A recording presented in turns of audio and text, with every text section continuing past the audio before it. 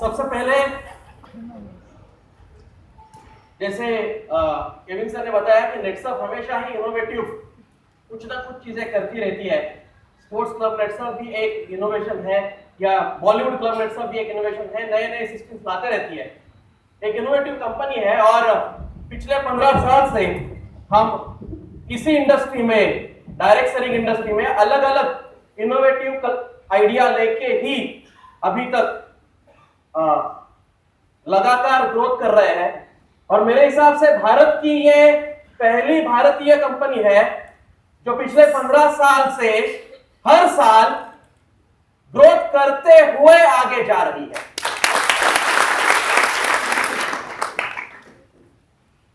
अगर हम नेटसर्फ की बात करें, नेटसर्फ कम्युनिकेशंस की बात करें, तो 15 साल पहले हमने इस इंडस्ट्री की शुरुआत की थी और आज 15 साल हुए हमने नए नए प्रोडक्ट्स, इनोवेटिव सिस्टम्स के जरिए डायरेक्ट सेलिंग का नाम इंडिया में, भारत में ऊंचा रखने की हमेशा ही हमने कोशिश की है और हम हर समय उसमें सक्सेसफुल भी हुए हैं।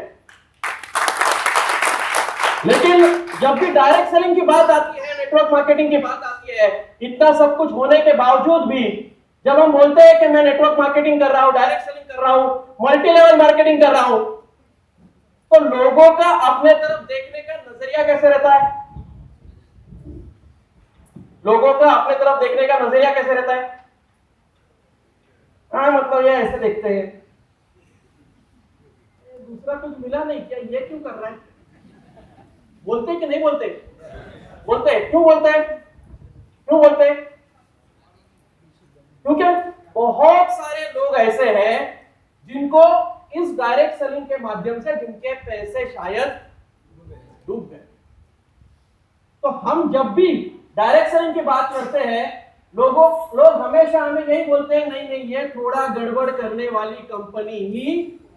पिछले 15 साल से हम चिल्ला चिल्ला के लोगों को बोल रहे हैं, नहीं, हम वैसे नहीं है, हम एक अच्छी कंपनी है। लेकिन फिर भी कुछ लोगों ने सुना, लेकिन कुछ लोग अभी तक सुनने के लिए रेडी क्यों नहीं रेडी है?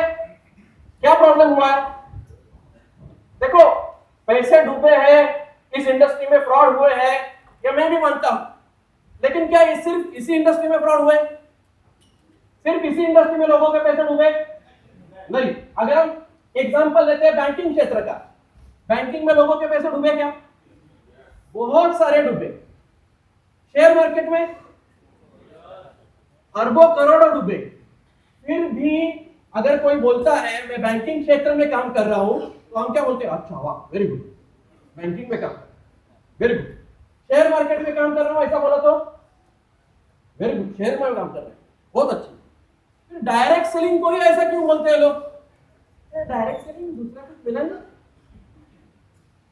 क्यों होता है ऐसा? देखो, इसमें एक खास बात यह है कि बैंकिंग क्षेत्र लो या शेयर मार्केट लो, भले ही उसमें थोड़े प्रॉब्लम आए, भले ही लोगों के पैसे डूबे, लेकिन हुआ क्या कि ये जो इंडस्ट्री है, ये पूरे बैंकिंग लो, शेयर मार्केट लो या कोई भी इंडस्ट्री लो, इसके लिए गवर्नमेंट ने कुछ रूल्स एंड रेगुलेशन, कुछ लॉज ऑलरेडी ये है, ताकि ये समझ सके कि अच्छा क्या है और बुरा क्या, लीगल है क्या इलीगल है, कौन गलत काम कर रहा है, कौन सही काम कर रहा है। लेकिन अभी तक डायरेक्ट सेलिंग के लिए ऐसे कोई भी गाइडलाइंस या लॉज गवर्नमेंट ने नहीं दिए थे, अभी तक नहीं दिए थे। लेकिन ये जो हमारा पेशेंस था, ये जो हमारा समय था, पिछले 15 साल से हम जो फेस कर रहे थे, ये अभी हमें फेस करने की जरूरत नहीं है, क्योंकि गवर्नमेंट के पॉलिसीज, गाइडलाइंस, लॉज आ चुके हैं।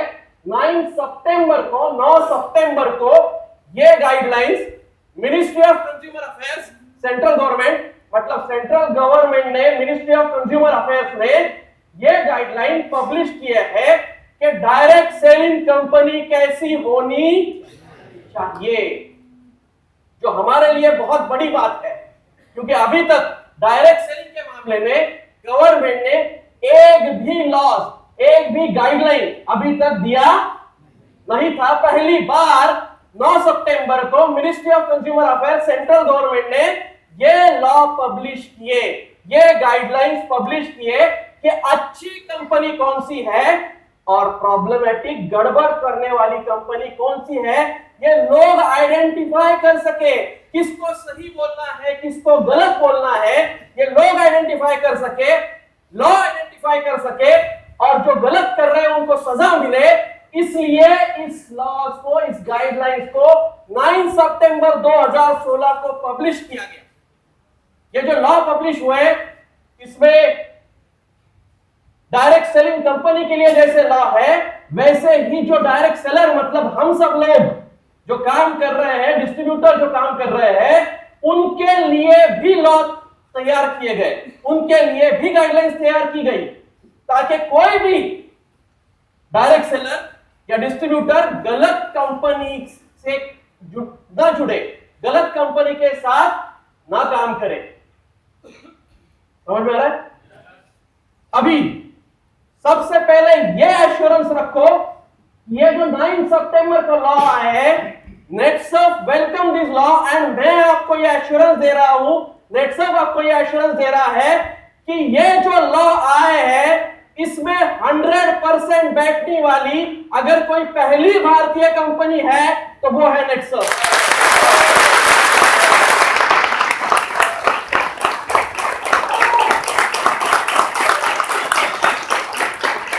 तो ये 9 सितंबर को आए हुए गाइडलाइंस हम 101% फॉलो कर रहे हैं। कब से? 15 सालों से, पिछले 15 सालों से हम फॉलो कर रहे हैं। शायद इसीलिए हम हर साल ग्रोथ लेते हुए जा रहे हैं मार्केट में, हर साल ग्रोथ ले रहे हैं। इसीलिए क्योंकि ये जो लॉज आए हैं ये पिछले 15 साल से हम फॉलो कर रहे हैं। मतलब हमें पता नहीं था कौन से लॉ आने वाले हैं, क्या आने वाला है, लेकिन लोग थोड़े नहीं बहुत ज्यादा हो गए। ओके, हमें पता नहीं था कौन से लॉ आने वाले हैं, फिर भी पिछले 15 साल से हमने जो सिस्टम फॉलो किया है वो लॉ से या गाइडलाइन से 100% मैच कर रहा है। तब जब ये मैं बोलता हूं लोगों को कि हम 100% मैच कर रहे हैं, लोग मुझे पूछते हैं बाबा ये हुआ कैसे, ऐसे कैसे हुआ कि 15 साल पहले ही जब आपने कंपनी की शुरुआत की तब से रेगुलेटरी में जो आने वाले लॉ है उनको आप फॉलो कैसे कर रहे हो? आंसर सिंपल है, नेटसर्फ हमेशा इंटरनेशनल नॉर्म्स के तहत डायरेक्ट सेलिंग करता है। इंटरनेशनल नॉर्म्स के तहत अभी तक हमने इस नेटवर्क मार्केटिंग को एस्टैब्लिश किया है। तो जो इंटरनेशनल मार्केट में चलता है वो इंडिया में तो चलने वाला है ही। तो उसी बेसिस पे बिकॉज हम एस्टैब्लिश ही वैसे हुए हैं तो ये लॉ हमें आने के बाद भी कुछ चेंज नहीं करना पड़ा। देखो मैं आपको थोड़ा बैकग्राउंड देना चाहता हूं नेटसर्फ का। नेटसर्फ कम्युनिकेशन अगर आपने नाम सुना तो ये आईटी कंपनी लगता है क्या? सॉफ्टवेयर कंपनी लगता है। नाम कैसे लगता है? सॉफ्टवेयर टाइप नाम है, क्योंकि हम सॉफ्टवेयर कंपनी है। 2000 में जब नेटसर्फ की शुरुआत हुई तो एक सॉफ्टवेयर कंपनी करके शुरुआत हुई, और तब के जमाने में जब अलग अलग सॉफ्टवेयर बनाने का ऑर्डर आता था वो कहां से आता था? बाहर से आता था। नॉर्थ अमेरिका से मेजॉरिटी ऑर्डर आते थे, और नॉर्थ अमेरिका से जो ऑर्डर आते थे हम यहाँ पे सॉफ्टवेयर डेवलप करते थे और वहां पे इंप्लीमेंट करते थे। हमें जो पहला सॉफ्टवेयर का ऑर्डर मिला वो एक डायरेक्ट सेलिंग कंपनी का ही था। कहां की? North America. तो नॉर्थ अमेरिका की डायरेक्ट सेलिंग कंपनी थी, इसलिए हमने पूरे इंटरनेशनल नॉर्म्स को स्टडी करके उसका सॉफ्टवेयर बनाया। क्योंकि हम सॉफ्टवेयर बना रहे थे, उनके लिए सॉफ्टवेयर बना रहे थे, तो पूरे नॉर्म स्टडी करके हमने सॉफ्टवेयर बनाया, वो इंप्लीमेंट भी कर दिया। अभी सॉफ्टवेयर कंपनी थे तो हमने सोचा चलो इंडिया में भी, भारत में भी डायरेक्ट सेलिंग चलता है, थोड़ा बेचते हैं सेम सॉफ्टवेयर। तो हम जब बेचने गए, 2000 की बात कर रहा हूं मैं, जब हम बेचने गए तब हमें यह समझ में आया कि हमारा सॉफ्टवेयर कोई नहीं ले रहा। एक ने भी हमारा सॉफ्टवेयर नहीं लिया। सब लोग बोलने लगे कि आपके सॉफ्टवेयर में कुछ ज्यादा ही दिखता है, बहुत ज्यादा ट्रांसपेरेंसी है। ऐसा चलेगा? भारत में ये नहीं चलता, इंडिया में ये नहीं चलता। इतना सब कुछ डिस्ट्रीब्यूटर को दिखा दिया तो कंपनी को क्या होगा? तुमने बोला मतलब कुछ तो गड़बड़ है। भारतीय में जो कंपनियां स्टार्ट हुई, इसका मतलब भारत में उनका उद्देश्य ही गलत है, डिस्ट्रीब्यूटर को फंसाना। इसी एंगल से शायद वो स्टार्ट हुए हैं, इसलिए हमारा सॉफ्टवेयर नहीं ले रहे। तो 2001 में हमने सोचा कि क्यों ना हम ही ये बिजनेस चालू करें, क्योंकि डायरेक्ट सेलिंग का पोटेंशियल बहुत बड़ा है, बहुत बड़े पोटेंशियल से ये बाहर चलता है। तो क्यों ना इंडिया में इसको हम ही स्टार्ट करें, एक अच्छे तरीके से, एक लेजिटिमेट कंपनी करके, लीगल कंपनी करके हम ही इसको क्यों एस्टेब्लिश करें। इसलिए 25 मई 2001 को हमने नेटसर्फ नेटवर्क या नेटसर्फ कम्युनिकेशन को डायरेक्ट सेलिंग कंपनी करके रीस्टैब्लिश किया, और 25 मई 2001 को हमने ये डायरेक्ट सेलिंग चैनल स्टार्ट किया। तब से अभी तक जो इंटरनेशनल नॉर्म्स हुए उसके हिसाब से ही हम चले। इसलिए कोई भी लॉ आए, कोई भी कुछ भी आए, हम तो उसको पहले से फॉलो कर ही रहे हैं। तो अगर हम फॉलो कर रहे हैं, 100% उसको फॉलो कर रहे हैं, तो इतना बड़ा प्रोग्राम लेने की क्या जरूरत है? क्या जरूरत है लोगों को बुला बुला के बोलने की, अरे लॉ आए हम फॉलो कर रहे, अरे आ जाओ लॉ आ गए हम फॉलो कर रहे, वेरी गुड, अच्छी बात है, वेरी गुड, काम करो। बुलाने की क्या जरूरत है? देखो हम इसको फॉलो कर रहे हैं, ये बराबर है। लेकिन मार्केट में ऐसी बहुत सारी कंपनियां हैं जो बिकॉज ऑफ दिस गाइडलाइंस बंद होने वाली है। ये गाइडलाइन आने के चक्कर में होने के वाला है, मार्केट की बहुत सारी कंपनियां बंद होने वाली है। तो अगर वो बंद हो गए तो उनके डिस्ट्रीब्यूटर जाएंगे किधर?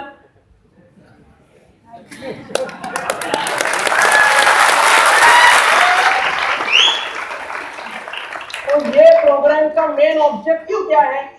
आपका बिजनेस कैसे बढ़े, क्योंकि वो अगर बंद होंगे तो उधर के डायरेक्ट सेलर को करने के लिए कुछ तो चाहिए, तो वो कहां जाएंगे? आ जाओ। तो आप ज्यादा से ज्यादा मार्केट को अटैक कर सकते हो, क्योंकि नेटसर्फ ये पॉलिसी इसको 100% फॉलो कर रहा है। हमें डरने की कोई भी बात नहीं है, हम मार्केट को अटैक कर सकते हैं। लेकिन बहुत सारे ऐसे कंपनियां हैं, मेरे हिसाब से 90% डायरेक्ट सेलिंग कंपनियां बंद हो रही है।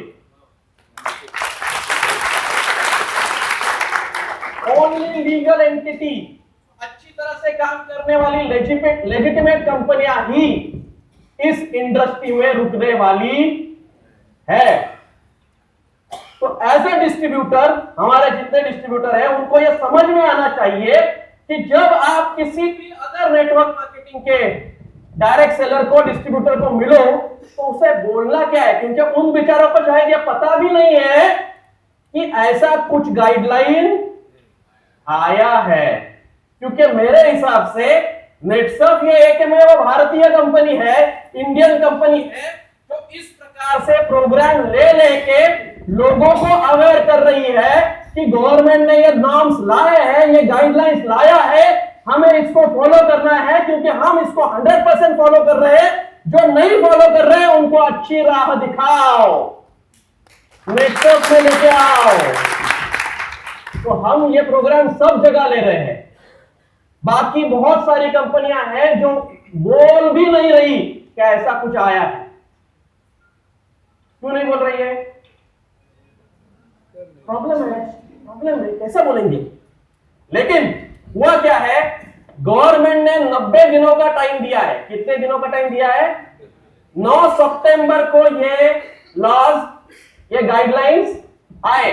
गवर्नमेंट ने 90 डेज का टाइम दिया है, मतलब 9 दिसंबर तक जो कंपनी ये नॉर्म फॉलो कर रही है उनको ministry of consumer affair central government में जाके अंडरटेकिंग देना है कि हम legal company and I am proud to say कि नेटसर्फ ये पहली ऐसी भारतीय कंपनी रहेगी जो ये अंडरटेकिंग देगी। इसका मतलब हमें कोई प्रॉब्लम, लेकिन बाकी लोगों को बहुत प्रॉब्लम है। तो अभी हमें क्या करना है? अटैक, मार्केट में अटैक करना है। लेकिन ये अटैक करते समय एग्जैक्टली क्या करना है? क्योंकि उनको कुछ तो बोलना पड़ेगा, बराबर है ना? ये नहीं चलेगा, क्यों नहीं चलेगा? ये चलेगा, क्यों चलेगा? इसका मतलब जो जो गाइडलाइन आए हैं ये आपको समझने पड़ेंगे। इसका मतलब अभी मैं आपको लॉ सिखाऊंगा, बराबर है ना? नहीं तो वो गाइडलाइन समझेंगे कैसे? अभी लॉ की लैंग्वेज थोड़ी डिफिकल्ट रहती है, बराबर है ना? लेकिन मैं सिंपल लैंग्वेज में आपको यह समझाने की कोशिश करूंगा ताकि आप समझ जाए कि क्या चालू रहेगा, क्या बंद रहेगा, अपना ऑब्जेक्टिव क्या है, कहां कहां अटैक करना है, ये पता होना जरूरी है। समझ में आ रहा है? अभी ये जो गाइडलाइन आई है, ये गाइडलाइन 3 पार्ट में डिवाइडेड है। 3 पार्ट में, 3 पार्ट्स। सबसे पहले गवर्नमेंट ने क्या किया है? डेफिनेशन दिया है। डेफिनेशन यानी व्याख्या है, किसको क्या कहते हैं। दूसरा पार्ट जो है उसमें गवर्नमेंट ने दिया है डूज, कंपनी ने और डायरेक्ट सेलर ने, मतलब आपने क्या करना चाहिए। तीसरा पार्ट जो है वो दिया है क्या नहीं करना चाहिए कंपनी ने और डायरेक्ट सेलर ने। तो हम भी इन्हीं 3 पार्ट में आज का ये सेशन लेंगे। तो सबसे पहले हम क्या देखेंगे? व्याख्या है, डेफिनेशन। एक एक करके मैं डेफिनेशन आपको एक्सप्लेन करते जाऊंगा और उस डेफिनेशन का इंपैक्ट कितने सारी कंपनियों को आएगा, कहां कहां प्रॉब्लम होगा, यह भी मैं आपको यहीं पे बताऊंगा। क्लियर? यह भी यहां पे बताऊंगा कि नेटसर्फ कैसे बैठता है। क्लियर? मतलब खाली मैं बोल रहा हूं बैठता है इसलिए नहीं बैठता, कैसे बैठता है ये हम यहां पे प्रूव भी करें, बराबर है ना? नहीं तो मैं आगे बोल रहा हूं बैठता है, आप भी बोल रहे हो बैठते हैं, कैसे? बताओ। क्लियर? समझ में आ रहा है? तो नेटसर्फ एक ट्रांसपेरेंट कंपनी है, हमेशा ही ट्रांसपेरेंसी रखती है, तो इसमें भी ट्रांसपेरेंसी 100% रखेगी। ये लॉ है, इसमें हम ऐसा बैठते हैं, ये कंपनियां बंद होगी, खत्म। क्लियर? क्लियर? तो आज का सेशन ऐसे ही जाएगा। ओके, एक एक करके आगे जाते हैं। सबसे पहला जो डेफिनेशन गवर्नमेंट ने दिया है वो दिया है डायरेक्ट सेलर। डायरेक्ट सेलर मतलब कौन? हम सब लोग डिस्ट्रीब्यूटर्स जिसको हम कहते हैं। गवर्नमेंट इसको क्या बोल रहा है? Direct seller. डायरेक्ट सेलर का डेफिनेशन क्या दिया है? He is a person who is appointed and authorized by company to conduct its direct selling business. इसका मतलब क्या है? हमारे लिए बहुत इंपॉर्टेंट है, हमारे लिए बहुत गर्व की बात है कि गवर्नमेंट ने हमारा ये जो प्रोफेशन है डायरेक्ट सेलिंग का, डायरेक्ट सेलर का, वो यहां पे मान्य किया है। तो आप कभी भी जाके किसी को भी बोल सकते हो अभी मैं डायरेक्ट सेलर हूं, आप डायरेक्ट सेलर हो। डायरेक्ट सेलर का मीनिंग क्या दिया है उन्होंने? डायरेक्ट सेलर ये एक ऐसा बंदा है, ऐसा इंसान है जो कंपनी का ऑथराइज पर्सन है। नेटसर्फ ने आपको अथॉरिटी दी है, इसका मतलब नेटसर्फ ने आपको अथॉरिटी दी है, ऑथराइज पर्सन है जो ये डायरेक्ट सेलिंग का बिजनेस कंपनी के बिहाफ पे कंडक्ट कर सकता है।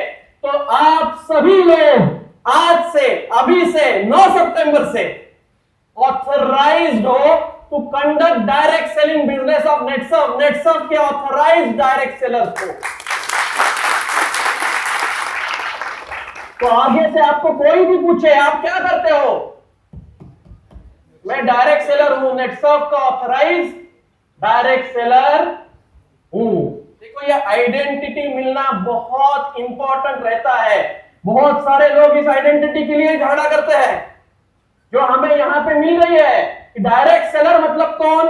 ही is a person who is authorised by company to conduct its direct selling business.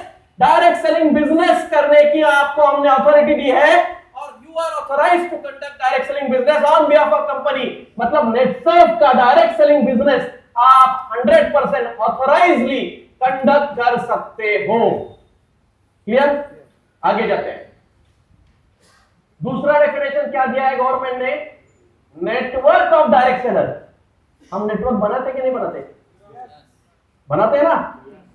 अभी ये भी गवर्नमेंट यहां पे मान्य कर रहा है, हमारे लिए ये भी इंपॉर्टेंट चीज है कि गवर्नमेंट ने ये भी मान्य किया है कि नेटवर्क के माध्यम से बिजनेस हो सकता। हमारे लिए बहुत इंपॉर्टेंट चीज है, क्योंकि नेटवर्क है तो हम है, और हमारा बिजनेस किसके ऊपर डिपेंड है? नेटवर्क के ऊपर। और गवर्नमेंट अभी क्या बोल रहा है? नेटवर्क ऑफ डायरेक्ट सेलिंग मतलब क्या? It is a network of direct seller at different level of distribution who recruit, introduce or sponsor further level of direct seller who they then support। इसका मतलब क्या है? गवर्नमेंट का कहना है ये एक नेटवर्क है, किसका? डायरेक्ट सेलर का, हमारे जैसे डायरेक्ट सेलर का, जहां पे अलग अलग लेवल्स पे ये डायरेक्ट सेलर काम करते हैं। अलग अलग लेवल्स मतलब कौन से रहते हैं? हमारे पास लेवल्स है क्या? Beginner, lightning star, star, superstar, ये क्या है? लेवल। तो हमारे पास भी अलग अलग लेवल पर डायरेक्ट सेलर काम करते हैं। यस, वो करते क्या है? नए नए लोगों को ये बिजनेस में लेके आते हैं, वो रिक्रूट करते हैं, इंट्रोड्यूस करते हैं या स्पॉन्सर करते हैं नए नए लोगों को, और उसके बाद क्या करते हैं? उनको सपोर्ट करते हैं। आप सपोर्ट करते हो क्या? लीगली जरूर यार। तो हम सब लोग 100% हमारे नेटवर्क का सपोर्ट करते हैं ना। आगे चलते हैं। आगे डेफिनेशन गवर्नमेंट दे रहा है डायरेक्ट सेलिंग, मतलब हम जिस बिजनेस में है। देखो ये डेफिनेशन मेरे हिसाब से जितने भी ट्रेनिंग प्रोग्राम हुए हैं सबने बोला रहेगा। डायरेक्ट सेलिंग क्या है? ये एक प्रोडक्ट वितरित करने की प्रणाली है। It is a product distribution system. अभी गवर्नमेंट क्या बोल रहा है देखते हैं। It means marketing and distribution and sale of goods or providing of service as a part of network of direct selling, and it should not be conducted under permanent retail outlet। Government का कहना क्या है? ये एक product distribution, marketing and selling करने का system है। तो हमारे लिए ये भी इंपॉर्टेंट चीज है कि गवर्नमेंट ने इस इंडस्ट्री को लीगलाइज कर दिया है। तो ये इंडस्ट्री लीगलाइज है as a direct selling industry. हम क्या कर रहे हैं? क्या कर रहे हैं? हम प्रोडक्ट्स को, गुड्स यानी क्या? प्रोडक्ट। गुड्स यानी प्रोडक्ट। प्रोडक्ट को मार्केट कर रहे हैं, सेल कर रहे हैं और डिस्ट्रीब्यूट कर रहे हैं। लेकिन ये कहां पे कंडक्ट होता है? गवर्नमेंट का कहना क्या है? It is not conducted under permanent retail outlet, मतलब दुकानों में होने वाला ये बिजनेस नहीं है। तो कहां पे हो सकता है ये? It is usually conducted at houses, work places through explanation and demonstration of goods. कहां पे होता है नॉर्मली ये? घरों घरों में जाके होम मीटिंग लिए जाते हैं। हम लेते कि नहीं लेते? लेते हैं। सेमिनार कंडक्ट किए जाते हैं। करते कि नहीं करते? करते हैं। तो ये ऐसे ही बिजनेस बढ़ता है। ये बिजनेस दुकानों में होने वाला बिजनेस नहीं है। ये घरों घरों में जाके सेमिनार के माध्यम से, छोटे छोटे मीटिंग्स के माध्यम से होने वाला ही बिजनेस। हम कब से यही कर रहे हैं? हमें कोई प्रॉब्लम नहीं। समझ में आ रहा है? अभी यहाँ पे एक चीज ध्यान देना जरूरी है कि गवर्नमेंट ऐसा क्यों बोल रहा है कि परमानेंट रिटेल आउटलेट में, मतलब दुकानों में हमारे प्रोडक्ट बेचे नहीं जा सकते। क्यों बोल रहा है ऐसा? देखो, जैसे ये बोला है वैसे ये भी बोला है कि आजकल लोग ऑनलाइन प्रोडक्ट खरीदे करते हैं।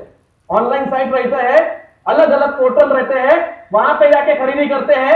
वहां पे भी हम प्रोडक्ट बेच नहीं सकते। कंपनी खुद के साइट से बेच सकता है, लेकिन दूसरे के साइट से बेच नहीं सकता। क्यों बोल रहा है ऐसा गवर्नमेंट? देखो सिंपल सी बात है। डायरेक्ट सेलिंग में नॉर्मली जितने भी प्रोडक्ट रहते हैं, ये प्रोडक्ट क्या रहते हैं? यूनिक प्रोडक्ट रहते हैं। यूनिक, बराबर है ना? और नॉर्मल मार्केट में मिलने वाले प्रोडक्ट नॉर्मल रहते हैं। तो वहां पे हम क्या करते हैं? नॉर्मल मार्केट में अगर हमें एक टूथपेस्ट चाहिए, हम कैसे करते हैं? दुकान में जाते हैं, वो दुकानदार को बोलते हैं अरे XYZ टूथपेस्ट दे, तो वो देता है, हम ले लेते हैं। क्या आजकल आजकल तो ऐसी ट्रॉली रहती है, ट्रॉली लेके जाते हैं लोग, टूथपेस्ट उठाई डाली और बिलिंग के लिए गए, बराबर है कि नहीं? अभी यहां पे प्रोडक्ट लिया किसने? एक्चुअली लेने का डिसीजन किसने लिया? कस्टमर ने खुद ने लिया। लेकिन हमारे केस में क्या होता है, हमारा डिस्ट्रीब्यूटर जाता है, मैडम आप कौन सा टूथपेस्ट यूज करते हो? मैडम बोलती है ये करते हैं। ओके, वो मत करो, आज से हमारा हब्स एंड मोर का टूथपेस्ट यूज करो, क्योंकि इसमें एक्स वाई जेड, ये अच्छा है, ये अच्छा है, ये अच्छा है, ये अच्छा है, इससे आपके ये प्रॉब्लम सॉल्व हो जाएंगे, इसलिए ये टूथपेस्ट यूज। मतलब ये प्रोडक्ट को एक्सप्लेन करना पड़ता है, इसलिए गवर्नमेंट क्या बोल रहा है? It is a business of explanation and demonstration. इसलिए ये दुकानों में कंडक्ट नहीं होता। अगर बायोफिट कोई यहां पे बेचता है, कैसे बेचते हैं हम बायोफिट? खेत में जाते हैं, उसको बोलते हैं ये 2 लाइन जो है ये मैं बायोफिट स्प्रे करके दिखाता हूं तुझे, फिर रिजल्ट देख कैसा आ रहा है। होता है कि नहीं? हम क्या कर रहे हैं? डेमो दे रहे हैं ना, डेमो दे रहे। अगर कोई herbs and more professional kit बेच रहा है या फेस वॉश, क्या करते हैं हम? यूज करके देख, मुंह धो के आ देख, फर्क देख, फेस में पुस पुस पुस पुस करते कि नहीं करते? करते। क्यों करते? जब तक यूज नहीं किया जाए, एक्सप्लेन नहीं किया जाए, ये प्रोडक्ट लोगों को समझते नहीं है। तो ये बिजनेस जो है ये एक्सप्लेनेशन एंड डेमोन्स्ट्रेशन से करने वाला ही बिजनेस है, इसलिए इसको दुकानों में नहीं किया जा सकता। आगे जाते हैं। गुड्स, गुड्स यानी क्या? प्रोडक्ट। क्या बेच सकते हो या प्रोडक्ट कैसा होना चाहिए? गवर्नमेंट क्या बोल रहा है? Every kind of movable property other than actionable claim and money and it should be under sale of goods act 1930। Product कैसा होना चाहिए? इसका मतलब प्रोडक्ट फिजिकल होना चाहिए। मूवेबल प्रॉपर्टी मतलब क्या? फिजिकल प्रोडक्ट होना जरूरी, दिखना चाहिए, वो प्रोडक्ट दिखना चाहिए, फिजिकल प्रोडक्ट होना जरूरी। अब नेचुरल वो दिखता है क्या? डब्बा दिखता है, हब्स एंड मोर का टूथपेस्ट ट्यूब दिखता है, दिखते हैं, बायोफिट के बोतल दिखते हैं, तो it is a physical product, इसलिए हमें प्रॉब्लम। लेकिन किनको किनको प्रॉब्लम है? ऐसे लोग जो एक्शनेबल क्लेम्स या पैसा बेच रहे हैं, बहुत सारे ऐसे चेन सिस्टम वाले, डायरेक्ट सेलिंग वाले, नेटवर्क मार्केटिंग वाले लोग हैं जो पैसा बेचते हैं। फाइनेंशियल कंपनीज, फाइनेंशियल कंपनीज क्या करती है? उनका प्रोडक्ट क्या है? वो क्या बोलते हैं? आपके पास आते हैं, आपको बोलते हैं कि आप 20,000 रुपए हमें दे दो, 2 साल बाद क्या होगा? ये 20 का 40 हो जाएगा। कैसे होगा? क्योंकि हम क्या कर रहे हैं, ये जो पैसा है ये XYZ जगह पे, गोट फार्म में, इधर उधर उधर इन्वेस्ट कर रहे हैं, उधर से पैसा आएगा, फिर हम आपको ज्यादा पैसा दे सकेंगे। बोलते कि नहीं बोलते?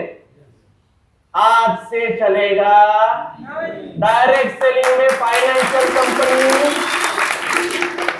नेटवर्क मार्केटिंग में फाइनेंशियल कंपनी चलेगी, पैसा एज अ प्रोडक्ट चलेगा।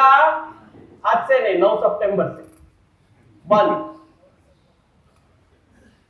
समझ में आ रहा है? और क्या नहीं चलेगा? एक्शनेबल क्लेम्स या मैजिकल प्रोडक्ट। कुछ कुछ मैजिकल प्रोडक्ट वाले कंपनी आती है। कैसे आती है? ऐसा हमारा स्प्रे है, वो स्प्रे अगर पेट्रोल की टंकी पे स्प्रे करो तो गाड़ी का एवरेज बढ़ेगा। कैसे? जादू है, जादू है, चलेगा। ये हमारी गोली है, ये डालो पेट्रोल की टंकी में, एवरेज बढ़ेगा। अरे ऐसा एवरेज बढ़ता तो वो पेट्रोल वाले ही डाल देते ना, बराबर है कि नहीं? जादू के प्रोडक्ट चलने वाले बहुत लोग आते हैं। ये ताबीज है, ये ब्रेसलेट है, ये पहनो शादी हो जाएगी। कैसे? कैसे होगी? ऐसा कोई बाउल लेके आते हैं, उसमें पानी डालो, ऐसा ऐसा घुमाओ, बाद में पियो, हेल्दी हो जाओ। मैजिकल प्रोडक्ट चलने वाले, तो ये भी छोटे मोटे कंपनियां जितने भी ये जादू वाले प्रोडक्ट लेके आते हैं, सब बंद। क्लियर? समझ में आ रहा है? क्या चलेगा? फिजिकल प्रोडक्ट कौन से चलेंगे? जो मूवेबल प्रॉपर्टी है और जो सेल ऑफ गुड्स एक्ट 1930 में, सेल ऑफ गुड्स एक्ट 1930 में आने वाले प्रोडक्ट के ऊपर वैट रहता है। समझ लो, वैट प्रोडक्ट का ले रहे ना, बराबर है, लीगल है। हम लेते क्या? क्लियर? समझ गए? चलेगा क्या क्या नहीं? Financial companies, company selling product which have no commercial value, virtual product concept, ऐसा भी कुछ कुछ लेके आते हैं। आजकल वो ऑनलाइन चल रहा है कुछ, तो बैनर पे क्लिक करते जाओ, cut cut cut cut cut, पैसा मिलेगा। समझ में आ रहा है? ये क्या है? वर्चुअल प्रोडक्ट है। प्रोडक्ट क्या है इसमें? क्या बेचा? क्या पता क्या बेचा? वर्चुअल प्रोडक्ट चलने वाले नहीं है, सब बंद। क्लियर? आगे चलते हैं। अभी प्रोडक्ट कैसा होना चाहिए बोलने के बाद गवर्नमेंट क्या बोल रहा है, देखो, सेलेबल, क्या बेच सकते हो, goods and services that are unused and marketable which has not expired. Unexpired product ही बेचना है, वो तो बराबर है, एक्सपायर प्रोडक्ट बेचना नहीं है। And which is not seasonal, discontinued and special promotion goods, मतलब सीजनल प्रोडक्ट लेके नहीं आ सकते, दिवाली के लिए स्पेशल प्रोडक्ट नहीं लेके आ सकते। हम लेके आते हैं कि कभी? हम क्या लेके आते हैं? दिवाली के लिए स्पेशल ऑफर, डिस्काउंट एक्स्ट्रा, वो चलता है, वो कोई प्रॉब्लम नहीं। Company should own product licence and trademark for the same, मतलब खुद के प्रोडक्ट्स ही बेच सकते हो, जो प्रोडक्ट खुद का नहीं है वो बेच। इसका मतलब क्या हुआ? अभी company will only allow to sell products owned by them, not a products allowed. बहुत सारी ऐसी कंपनी आती है जो बोलती है हमारा टाइप है, टाइप, ये प्रोडक्ट तैयार करता है, हम बेचते हैं, हमारा मार्केटिंग से। चलेगा? बंद। क्या चलेगा? खुद का प्रोडक्ट होना चाहिए। कैसे प्रूव होगा प्रोडक्ट खुद का है? प्रूव कैसे होगा? क्या दिया है उन्होंने? प्रोडक्ट लाइसेंस एंड ट्रेडमार्क, खुद का होना जरूरी। मतलब क्या? मैं समझाता हूं आपको। हर्ब्स एंड मोर, ये ट्रेडमार्क हो गया, किसके नाम पे रजिस्टर है? नेटसफ के नाम। हर्ब्स एंड मोर गवर्नमेंट के पास रजिस्टर्ड ट्रेडमार्क है, किसके नाम पे रजिस्टर किया? नेटसफ के नाम। फॉर्मुलेशन किसका है? प्रोडक्ट ओनरशिप किसका है? समझ में आ रहा है? क्लियर हो रहा है? हर्ब्स एंड मोर प्रोडक्ट का लाइसेंस किसके नाम पे है? नेटसफ के। तो ओनर नेटसफ।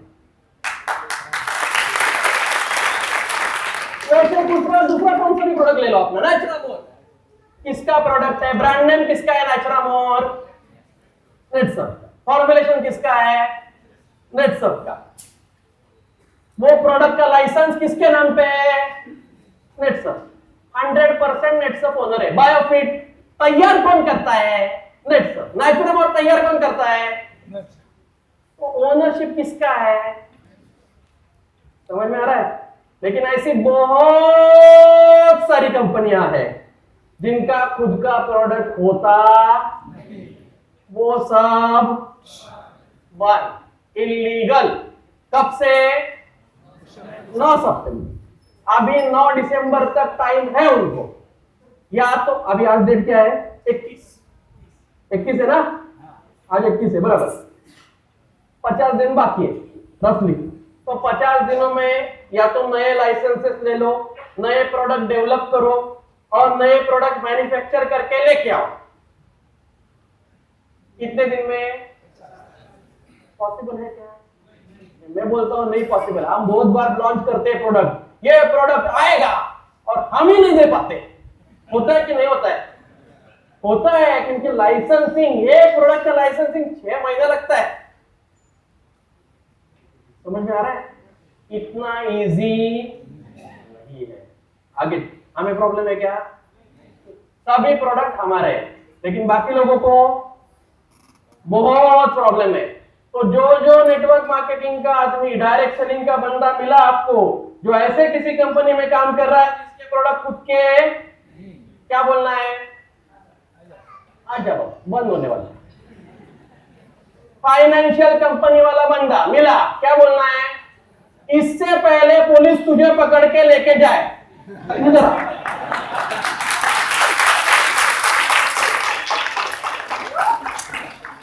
ऑलरेडी ये स्टार्ट हो चुका है, ऑलरेडी ये स्टार्ट हो चुका है।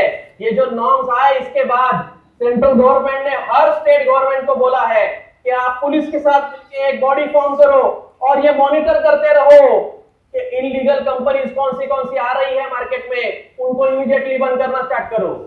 ऑलरेडी ये स्टार्ट हो चुका है। आगे चलते हैं, कूलिंग ऑफ पीरियड। यहां पे गवर्नमेंट का कहना क्या है, every direct selling company should have refund policy.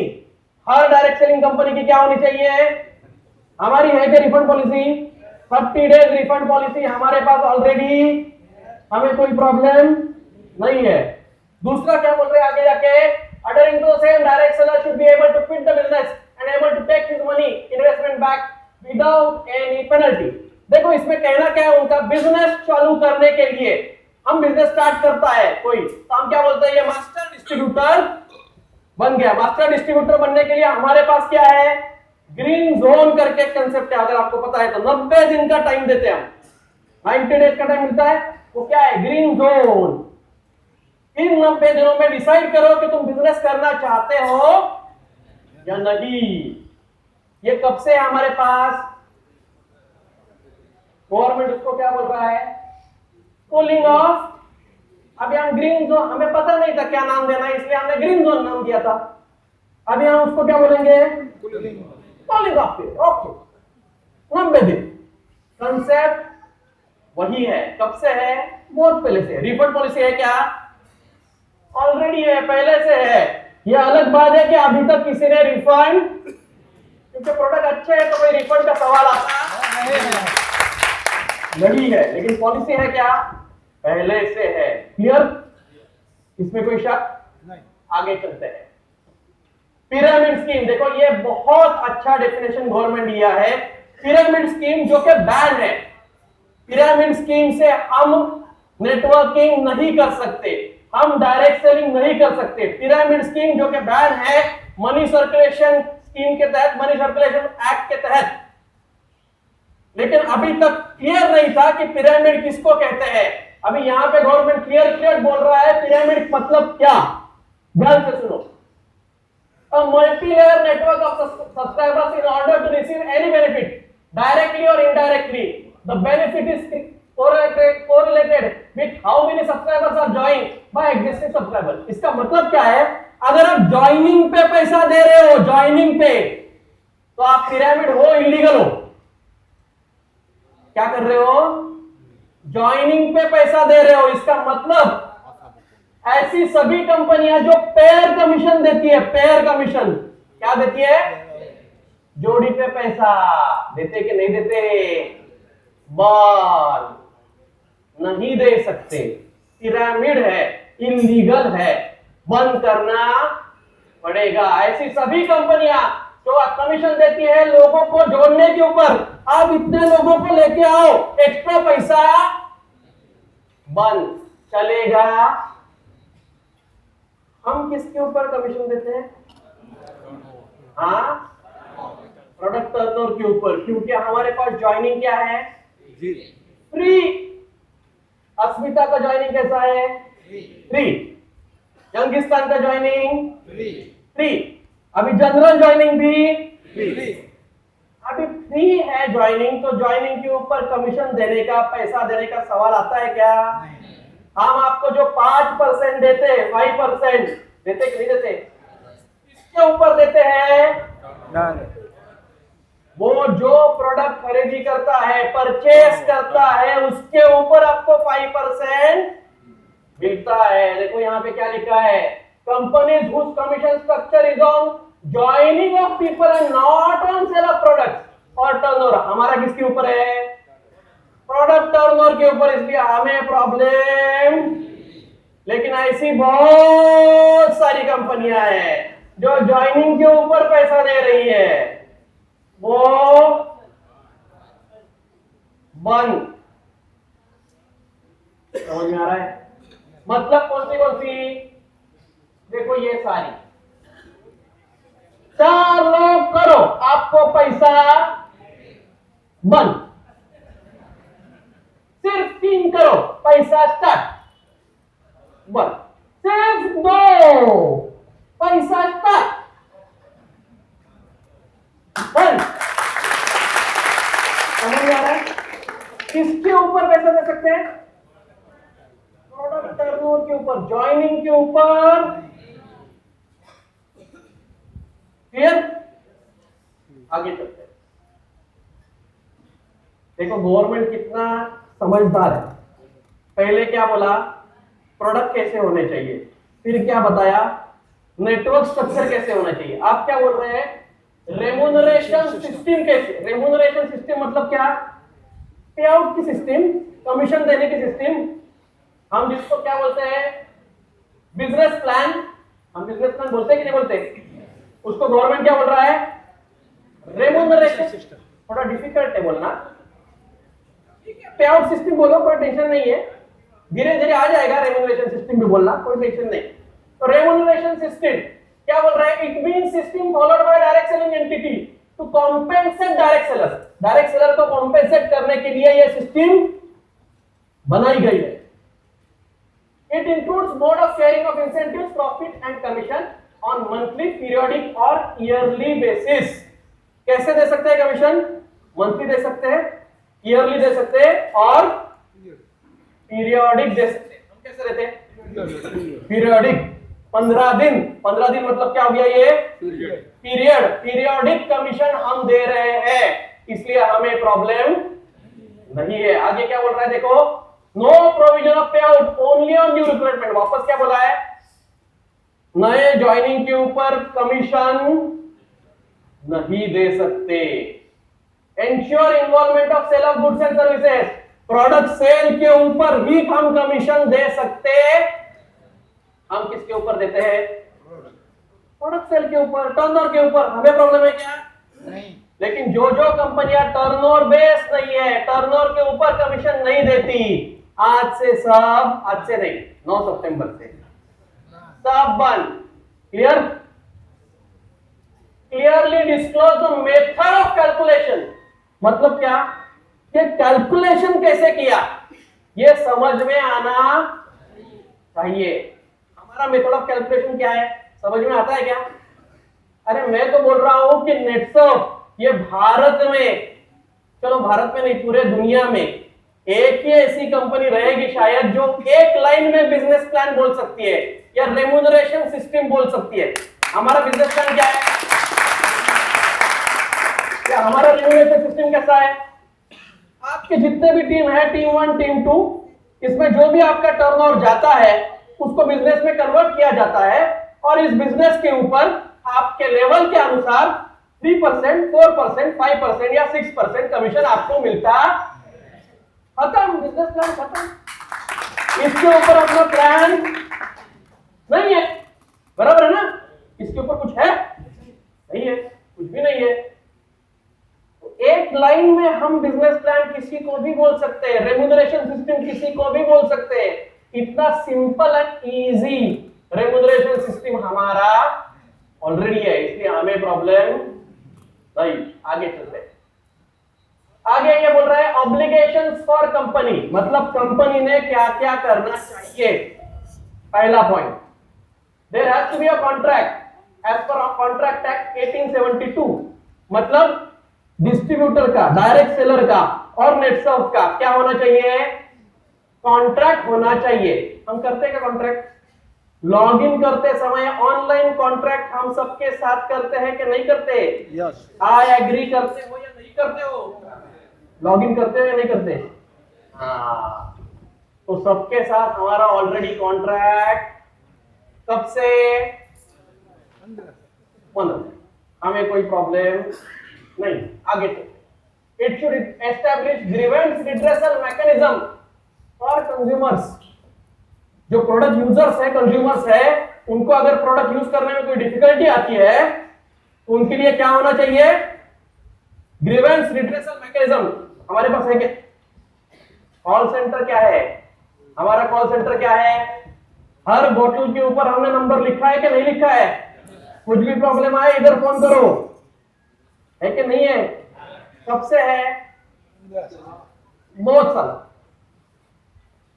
तो हमारे पास ग्रीवेंस रिड्रेसल मैकेनिज्म ऑलरेडी, उसी के साथ साथ हर एरिया को एक एमसीएम है, हर एरिया का एक ओसीएम है, हर एरिया का एक एरिया मैनेजर है कि नहीं है?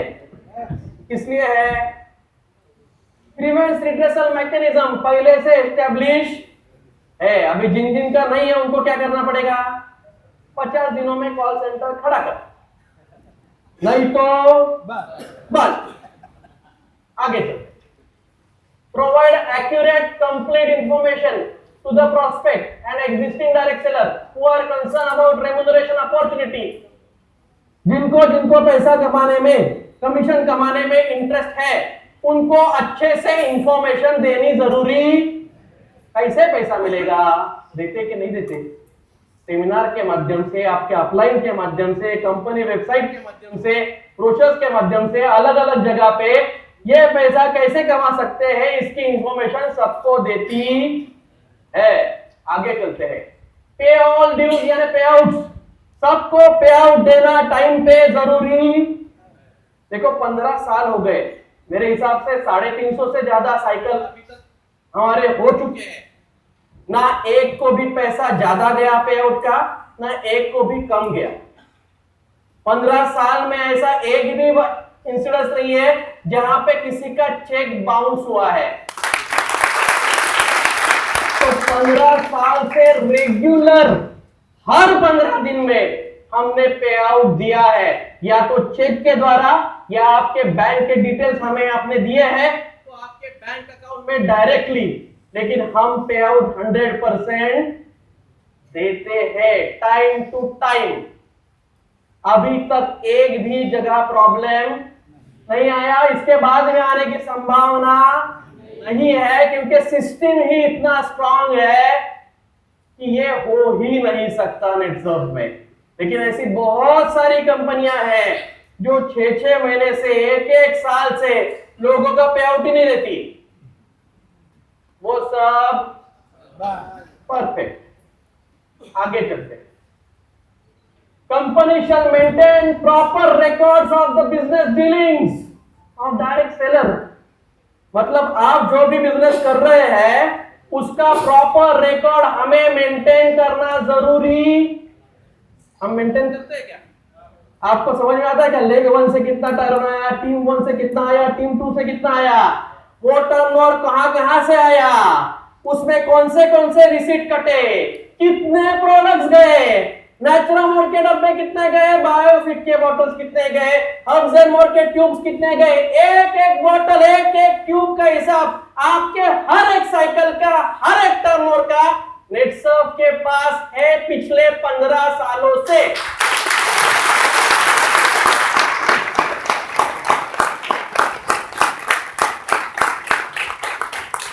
अभी जो कंपनियां ये नहीं रखती उनको क्या करना पड़ेगा? हमारे जैसा सॉफ्टवेयर 50 दिनों में बनाना पड़ेगा, क्योंकि हमने सॉफ्टवेयर बेचना बंद कर दिया।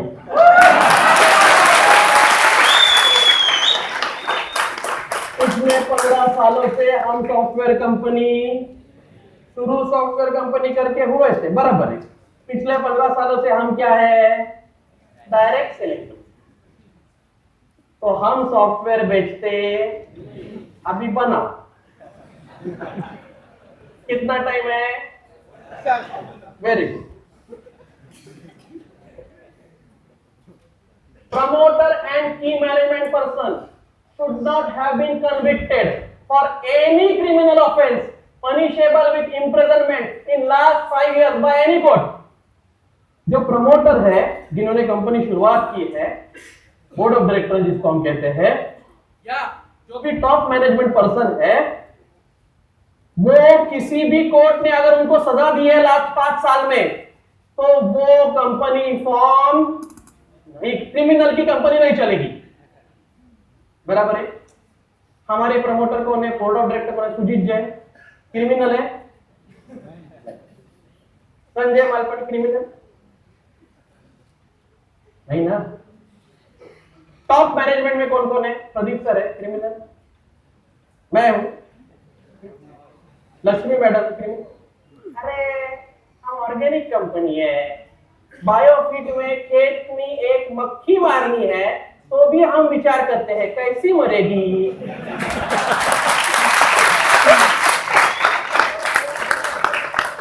क्रिमिनल वगैरह बहुत दूर की। लेकिन ऐसी बहुत सारी कंपनियां हैं, ऐसी बहुत सारी कंपनियां हैं जिनके प्रमोटर्स क्रिमिनल बैकग्राउंड से है। वो कंपनी फॉर्म अगर है तो वेरी गुड, आगे चलते हैं।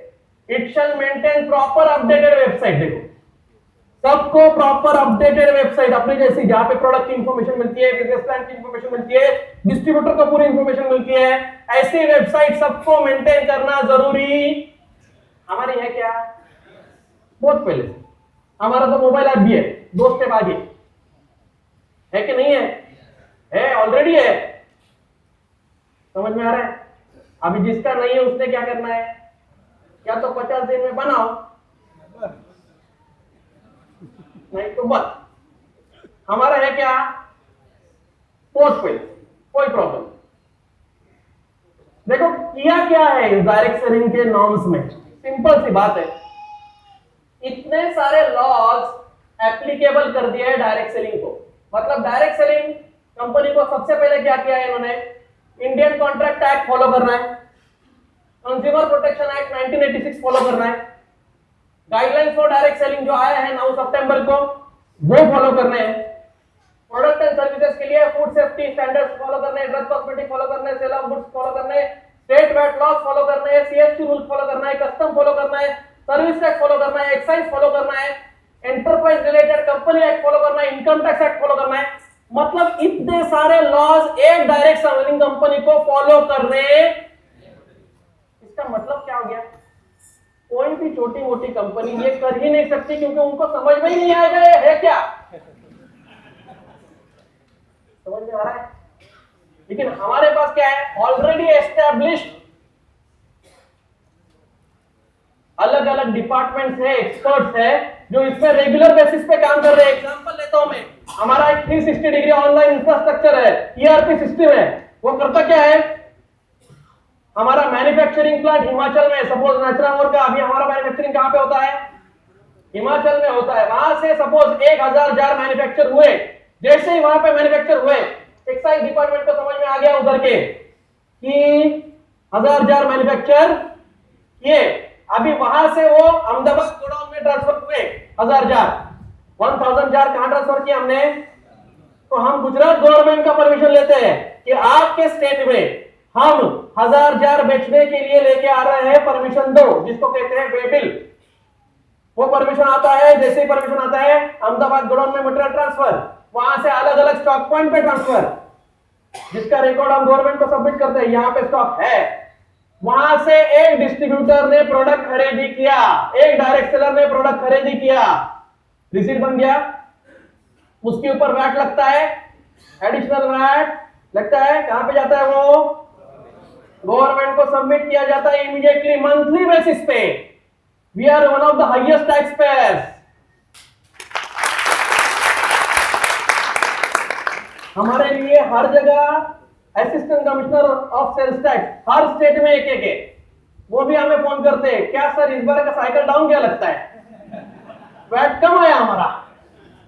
क्योंकि क्या है, सिस्टम कैसा है, ऑनलाइन ट्रांसपेरेंट, उनको भी दिखाई देता है क्या हो रहा है क्या नहीं हो रहा है। समझ में आ रहा है? ये प्रोडक्ट बेचा तो किसने बेचा, ये डिस्ट्रीब्यूटर ने बेचा, उसको कमीशन कितना मिला, इतने रुपए का मिला, इमीडिएटली जो कमीशन मिला उसके ऊपर टीडीएस डिडक्ट उसके पैन कार्ड पे जमा as per income tax act. ये सब सिस्टम ऑटोमाइज्ड है, इसमें मैन्युअली कोई भी चेंज नहीं कर सकता। इसलिए 15 साल से नेटसर्फ मार्केट में लगातार ग्रोथ ले रहा है, लगातार ग्रोथ ले रहा है। इसका मतलब क्यों ले रहा है?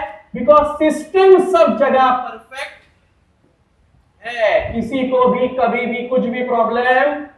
आप जब भी बिजनेस करते हो आपको हर टाइम हम टीडीएस सर्टिफिकेट देते हैं, क्वार्टरली टीडीएस सर्टिफिकेट। जो भी आपका कमीशन आया उसका ये टीडीएस जमा हुआ है। आपको क्या करना है? रिटर्न फाइल करना है, आपकी एक अच्छी फाइल बनानी है ताकि आगे जाके कुछ भी बड़ा करना है आपको बैंक में लेके जा सकते हो। नेटसर्फ का डायरेक्ट सेलर हूं, दे बाबा पैसा, कोई भी नहीं देगा, क्योंकि डॉक्यूमेंट में क्लियर है। समझ में आ रहा है? क्लैरिटी आ रही है? देखो ये बात एक बार थोड़ा समझ लेते हैं कि गवर्नमेंट को ऐसा अचानक क्या हो गया कि इन्होंने ये लॉ लेके आए। कुछ तो हुआ रहेगा, बराबर है ना? एकदम से लॉ लाने का या गाइडलाइंस या पब्लिश करने की जरूरत गवर्नमेंट को क्या लगी? देखो अभी की जो गवर्नमेंट है, अभी की जो सरकार है, वो डेवलपमेंट चाहती है, बराबर है ना? डेवलपमेंट चाहती है, और डेवलपमेंट में सबसे बड़ा अगर कोई हर्डल है तो वो क्या है? बेरोजगारी। एजुकेटेड लोगों को रोजगार देना बहुत मुश्किल है। तो गवर्नमेंट को यहां पे क्या दिख रहा है? डायरेक्ट सेलिंग ये एक ऐसा माध्यम है जिसके माध्यम से, जिसके वजह से ये बेरोजगारी का जो प्रॉब्लम है ये जल्दी सॉल्व हो सकता है। इसलिए ये गाइडलाइंस आए हैं। इसलिए ये गाइडलाइन में आपने देखा रहेगा कि गवर्नमेंट में बराबर ऐसे जगह पे पॉइंट्स किए हैं, पॉइंट आउट किया है जहां पे उनको लग रहा है कि ये डायरेक्ट सेलिंग कंपनियां प्रॉब्लमेटिक आगे जाके हो सकती है। क्योंकि जितने भी मेजर फ्रॉड हुए डायरेक्ट सेलिंग में कहां पे हुए? फाइनेंशियल कंपनियां, जादू के प्रोडक्ट बेचने वाली कंपनियां, पिरामिड वाली कंपनियां, यहीं पे हुए ना। बाकी प्रोडक्ट वाली कंपनियों में आज तक फ्रॉड कभी नहीं हुए हैं। तो वो कंपनी को पकड़ में लाने के लिए ये गाइडलाइंस दिए हैं, क्योंकि गवर्नमेंट अभी डायरेक्ट सेलिंग को प्रमोट करने वाला है। डायरेक्ट सेलिंग के अच्छे दिन आ गए।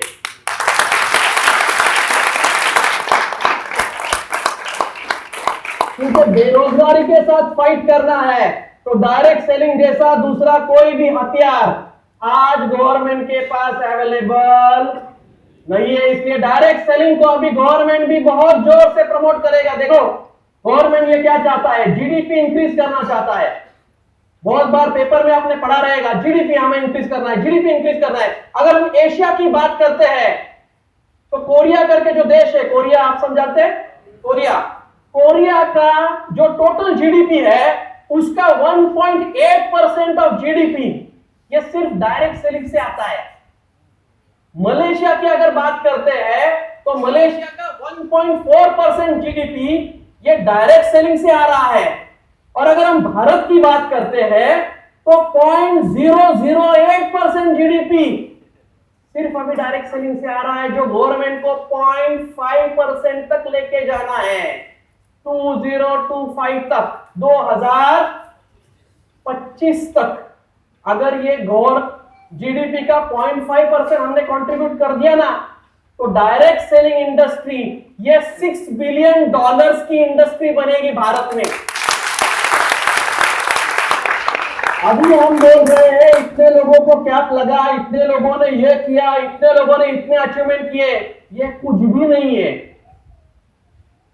ये कुछ भी नहीं है, क्योंकि ये जब गवर्नमेंट प्रमोट करना शुरू करेगा और जीडीपी हम 0.5% तक डायरेक्ट सेलिंग का जाएगा, $6 बिलियन मतलब बहुत होता है। सब लोग कैप पे जा सकते हैं। तो ये राइट टाइम है जहां पे आप डायरेक्ट सेलिंग में आओ और आप तो खुशनसीब हो क्योंकि आप ऑलरेडी एक लेवल पे एक अच्छे कंपनी के साथ, नेटसर्फ जैसे कंपनी के साथ, जो ऑलरेडी लेजिटिमेट कंपनी है, लीगल फ्रेमवर्क से काम करने वाला कंपनी है, उसके साथ जुड़े हो और आगे जा रहे हो। तो तो आपका तो करियर 100% होना ही है, क्योंकि डायरेक्ट सेलिंग के, नेटवर्क मार्केटिंग के अच्छे दिन देखो, हर इंडस्ट्री का एक बूमिंग पीरियड रहता है। डायरेक्ट सेलिंग का बूमिंग पीरियड अब है, अभी है। 2025 तक ये इंडस्ट्री बूम करेगी, उसके बाद स्टेबल हो जाएगी। लेकिन अभी क्या होगा? हाँ, तो इंडस्ट्री बूम में है, तभी अगर हम इंडस्ट्री का पार्ट है तो हम भी बहुत आगे जा सकते हैं। क्लियर? सो विद दिस, इस डायरेक्ट सेलिंग के माध्यम से आप सभी का बहुत अच्छा करियर हो, नेटसर्फ में आपके सारे सपने पूरे हो। नेटसर्फ के साथ डायरेक्ट सेलिंग करते करते आप बहुत ऊंचाइयों पे जाओ। इसी आशा के साथ मैं मेरा सेशन यहीं पे समाप्त करता हूं।